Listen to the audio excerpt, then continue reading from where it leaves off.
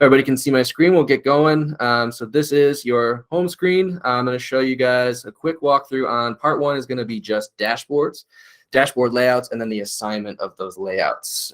So what you can go ahead and see either group dashboards or within Manage Your Athletes Athlete Profile and see individual dashboards.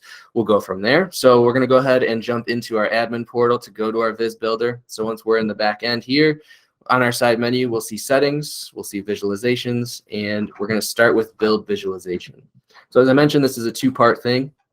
So our Viz Builder has both assessments and dashboards. We're just going to cover dashboards today, which is I'm going to cover maybe four of the most popular layouts that we have, starting with some simple graphs, a dial, a percentile radar, and just a simple latest table dashboard. And we're going to go over that. And then we're going to go over building a layout, and we're going to go over assigning those layouts to athletes as well.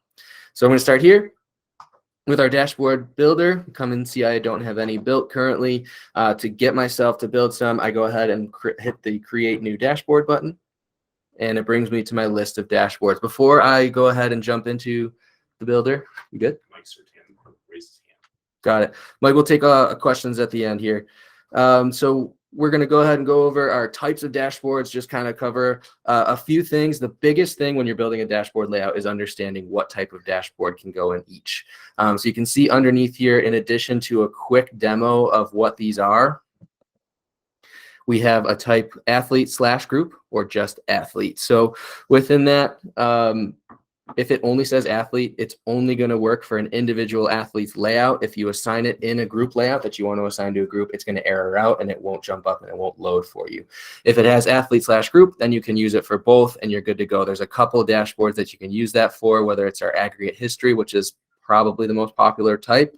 And you can see that on a couple more with the latest pies and the latest table and stuff like that. You can have some group dashboards as well. So what I'm going to do is, to start off, I'm going to go through the first type of dashboard, and I'm going to pick three other ones that are fairly popular, and we're going to go from there.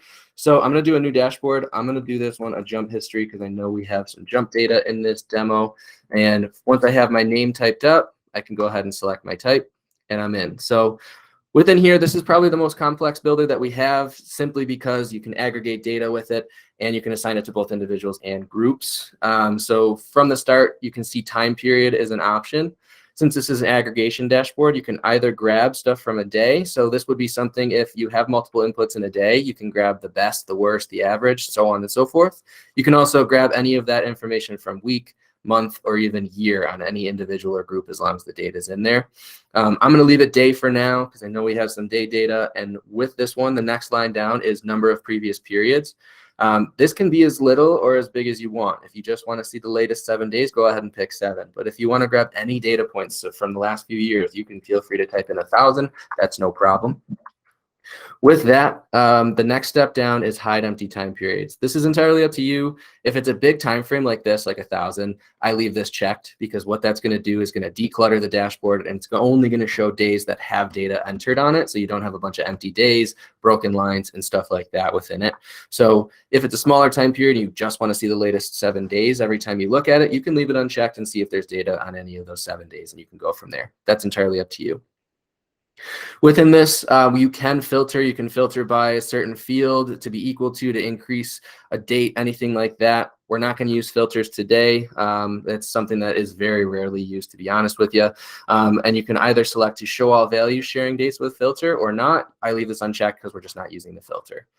Next, to grab your fields to go ahead and build some visualizations, we have chart plots in here. You're going to go ahead and hit the plus, and you can grab your first field that you're going to reference within this. Since I have this as jump history, I'm going to grab a jump. So I have a vertical jump in the system. I'll grab that, and you have options moving down.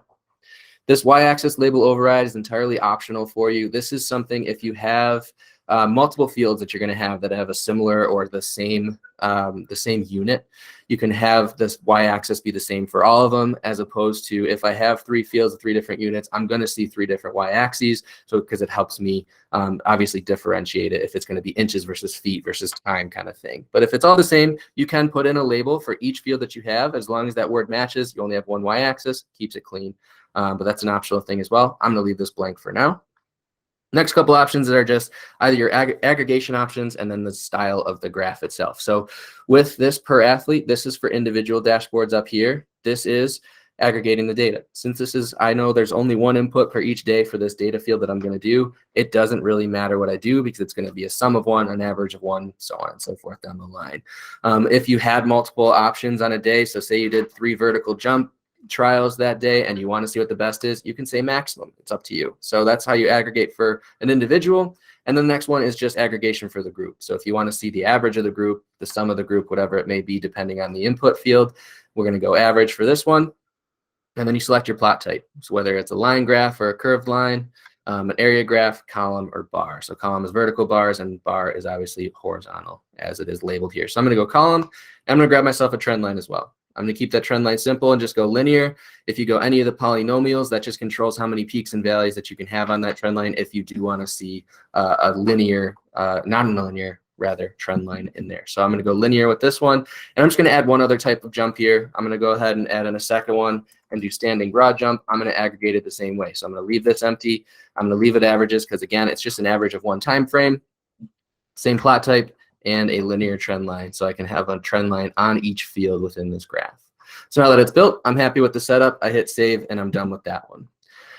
When you do hit a save, you do have an option to add it to any existing layouts if you'd like. We're going to create a new one just to show that process, so I'm not going to do that now. I'll hit X to go back to my builder, and I'm going to go into another type of dashboard here. So another type of group dashboard, I'm going to create new. I'm going to give it a name. I'm going to go performance index table. Latest values. All right, so we can go ahead and drop down. I'm going to go to my latest table dashboards. Next time I'm going to cover. Again, this can be used for both athlete and group. This setup is going to be much, much simpler because all it does is just grab the latest value for anything in the system. So all you're really doing is grabbing a field name. So say I want to see my vert. Change the label and the unit. Since I have the unit already, I can pull out the redundancy there. I can go ahead down the line, just adding in my different fields. I'll just grab a few fields from here. We'll go javelin hurdle too. It's a cool name. All right. So now they're all in there. This is simply just going to be a latest table that'll show just one row, one column for each field for each athlete. And there you go. We hit save and we're done. So that one's much, much simpler to set up because you're not aggregating anything. You're just grabbing the latest value for whatever you tell it to. Leaving that, the next is I'm going to go over is going to be a performance index. I'm going to go percentile ranking. All right, so we're going to scroll down and I'm going to go ahead and I'm going to grab my latest versus group percentile radar. This gives you a ranking for any group that you select. And as you can see, this is just simply an individual dashboard because it doesn't have the slash group in it. So I'm going to select that. Now I go ahead and pick my fields. I'm just going to keep it the same as before for consistency purposes. I'm going to grab vertical jump. I'm going to grab my broad jump. So I'm just simply populating my field here all the way down. And then what I'm going to do is I'm going to put in a time field as well. 20-yard sprint because I want to demonstrate what this section down here means. So this is telling the system properly how to basically rank your athlete. So if it's a 20-yard sprint, obviously faster is a lower number. So I'm going to tell the system that this 20-yard sprint, I'm going to add it, and I'm going to say this field, 20-yard sprint, I'm going to add it again, is better with a lower value. So it knows that anytime it pulls this, it needs to rank it properly with the lower values being the better values. So it knows where to place your athlete within the percentile rank. At the top here, you can select the comparison. So training group is going to be your subgroup. Team group is going to be your entire group or unit. And then position is if you have any positions within the system, whether it may be a forward guard, whatever it is, it compares to just that specific position. I'm going to go training group just because it's, or the team group rather, because it's a bigger group to compare against. I'm going to grab that. And now I'm happy with this setup and I'm going to hit save again and away we go. So those are three of the most popular styles of dashboards here. I'm going to move on from this because we can talk all day about the different types of dashboards, but that would be probably more of an individual conversation from there. So with these three being built, I'm going to move on to the next step, and that's going to be building my layouts. So back to my side menu with visualizations, I see my dashboard layouts here. I jump in, and it allows me to build my layouts. So you can either edit an existing layout, no problem, or create a new one. I'm going to create a new one. I'm going to create one group dashboard, performance index group dashboard. My name's right there. I'm good. I create it. I already built that apparently. I'll just name it group. Got it. Yeah, we can talk about access here. That was turned off by default, but with permission and everything like that, we can absolutely give people permission to access this. It's just something we can turn on. But with that said, dashboard layout, I have my name. I create it. I'm good to go. And now once I have my name, I can start adding in those dashboards to the layout itself by grabbing chart type. So I want to see my jump history. I have my jump history right here. I select that. That's that bar graph that we made with the trend lines with the vertical jump and the standing broad jump. I can either choose to be half width. That allows me to put two next to each other, or full width. I'm going to go full width because it's a big time frame. You don't know how many time periods there are. So we'll add. We're good to go. And then I'm going to add my latest table as well from my jump history too, so I can search for it. So I have my performance index table latest. Boom. I grab that. I'm going to do that full width as well. So I have two tables in here. You can move them around. You can go from half width to full width nice and quickly by hitting these two arrows, pushing them in and out. If I bring them in, I can put them next to each other by hitting the arrows. So it's entirely up to you how you want to place these.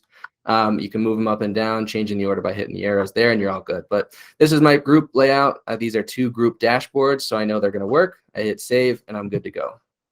So now that I have that built, I'm going to also build my individual layout, and then I'm going to go ahead and work on assignment here. So yes, I create a new layout. We'll go performance, individual. We'll call it that. We'll create, keep it simple. Now, that jump history, as we talked about, could be both individual and group. So I'm going to add it back in full width. It just remembers your selection. So we add that. We'll add in my table.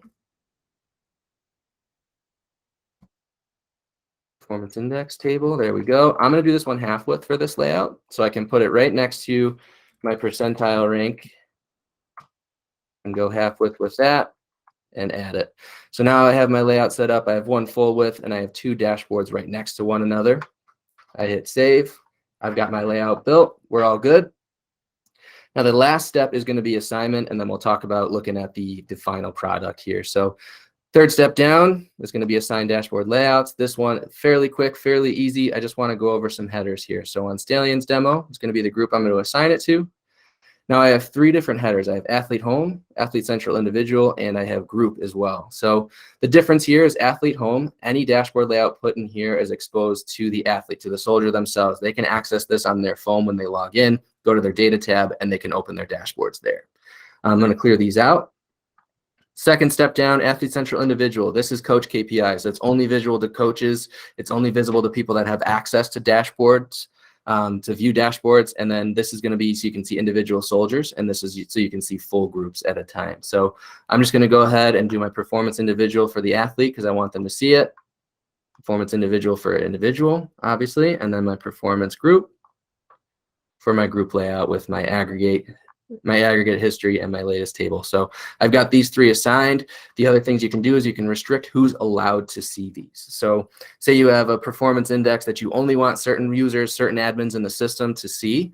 You can say, all right, I only want Charlie Pace to see this, or whoever it may be. You can also do certain roles. So maybe only strength coaches can see this one. You can select the strength coach role, anything like that, if you would just want to keep it for certain coaches' eyes only, essentially. And you can do that for any individual or group layouts to restrict it. It also allows you to limit the number of tabs. So maybe mental readiness doesn't need to see the strength coach layout. You can sort it because you can have as many tabs as you want per athlete. So if you restrict who can see what, it just declutters things. So once I have my assignments, I'm all good. I hit save and I am done. So I have built dashboards, built layouts, and then I assign them out. The last thing is I'm just going to go over how to access them and how to view them. So I'm going to come into my front end here to see it. Once I'm in here, I've got two options. I have my Stallions demo group pulled up on the top. If I need to see somebody else, I can hit change group and select somebody else from the group list. I'm happy with my Stallions group. So I'm going to say I want to view group dashboard, and it brings me to that layout I built with just the graph over time and the table itself. So you can see I just got raw data. This is just the latest value, and then this is per day. And you can also, within this graph, see the trend lines. If you want to declutter a little bit, I can click on a field and remove it. If I just want to see one at a time, I'm good to go there. And also, this has been mentioned before, that dark blue is not the easiest to see. And while we work on fixing that, there you go, click on light theme, and now you can see it nice and easy, and you're good to go from there. So that's our group layout, nice and simple, nice and straightforward. Now what you can do to see your individual layouts is go to Manage Your Athletes. And within this bar here, you can either scroll through training groups and look, or I can say, I want to see Cole Wepner's group. I search for him in the top. I want to see his dashboard. Pulls up his athlete profile page. I hit on his dashboards, and you can see that individual layout that I assigned to him with the 3 layouts, the 3 dashboards in it, pops up. Now this is just his individual data for his individual jumps over time. So you can see turn on, turn off, see the trend lines for him. You can see his latest table and his latest table only, and then his ranking for each test within his group, and you're good to go from there. So it's nice and easy to view.